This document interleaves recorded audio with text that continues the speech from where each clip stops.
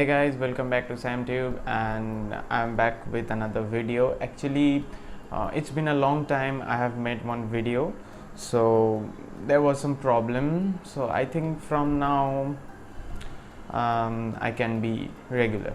So today's video is about NAS. Actually, from today I am starting a series of video that will be on NAS. Actually, NAS is a network attached storage. I think some of you guys know about it. So I have made one NAS, actually assembled a NAS using some devices and all. So I'm going to share it with you. Actually, pre-built NAS is very much costly, as you guys know. If you are going to buy a NAS, then it will cost you a lot of money. So I think for personal use we should build a NAS. So I have made that, and I will share my thoughts and how I have done that with you guys. So what is NAS? First of all, today it is a bit of introductory video. So I will tell you what is NAS, about NAS, and then I will tell you what are those components or devices you guys will require for the build purpose. So first of all, let's talk about NAS. So what is NAS? NAS is from its name you can easily understand that it is a network attached storage. So a network that is attached with your storage.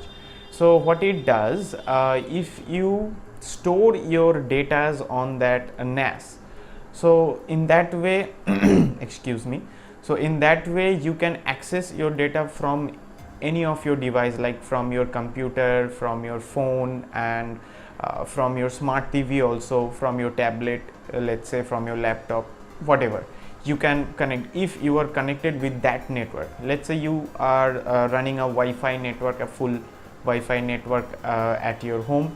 So you have attached one NAS device with your router or with that network basically. So you can easily access that storage from whatever the device is connected with that Wi-Fi router. So that's the basic point of view. Now you may ask that what is the need? The need is, I would say that it will create a central storage.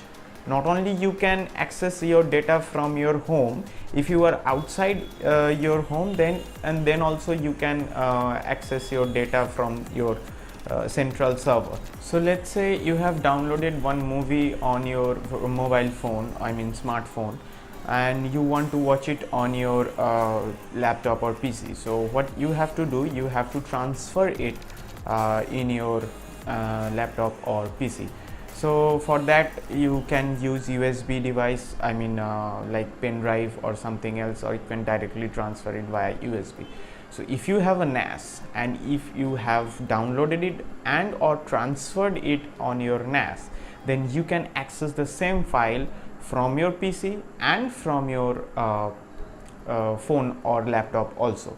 So that is the main major point, and there are many other functionalities, like you can share anything with your friends directly from your NAS. You cannot I mean you don't have to use the cloud services or something like that. So that's a major plus point. So I think that should be enough for the introduction of NAS, and it is like a cloud, but you don't only have like 10 GB or 50 GB of storage. You have, like, you can add any amount of storage in it, like 2 TB, 4 TB, 8 TB. Just you have to buy one hard disk and that's all. You have to connect it with your NAS, you are ready to go. So now let me just tell you one more thing, that is there are some Wi-Fi routers that comes with USB ports. So you can directly attach your pen drive or external hard drive with it, and you it can be and it can act like a NAS. But I don't want to do that. I want to like make a full featured NAS with a operating system and with a computer running with it. We are going to install our NAS on a Raspberry Pi. It's a small computer. It's a one single board computer. So we are using a Raspberry Pi as our computer device. We will install our operating system on that Pi, and we are using a Seagate 2 TB hard disk, external hard disk, USB one. with that Raspberry Pi to make it a full featured NAS. So let's talk about the things you are going to need for that NAS. So first of all, you are going to need a Raspberry Pi. What I am using here, a Raspberry Pi 3. This is a model 3. I don't remember the prices of those, these devices, so I will put it on the screen. We need a power supply for this Pi, so make sure that you will get a decent amount of power supply, like for example 2 amp. Try to get a 2 amp power supply for this Pi. A good power supply must be needed, because this is this device will run 24/7 actually, so it needs a good power supply. And you need one micro SD card. You can use 4 GB of micro SD card. I am using a 8 GB of micro SD card, but try to use it like a good one, because your OS, your operating system, actually let's talk about the operating system. We are going to use a free source NAS software that is Open Media Vault. So it's in short it's called OMV, and it comes in a Pi variant also, so you can download it like Pi variant. I will show you this step by step video in my video. So we are using Open Media Vault, and on your SD card you will be storing your OS. So try to get a good SD card, and with that I am using a 4-port USB splitter, a powered USB hub actually. So what is that? I will explain it later. So if you guys don't know what is a powered USB hub is and why I am using it, I will tell you later, because Pi model B, Pi 3 model B comes with 4 USB ports and one RJ45 port. So we don't usually need, if we are going to connect to one of our external hard drive, sorry, pardon me, that is of 2 TB. So I don't think that we don't need a external USB port, but USB hub actually. So but why I am using that, I will explain you later. And we need a hard drive, that is I am using a Seagate hard drive. I will put the model and the pictures of that on screen. You will be able to see it later.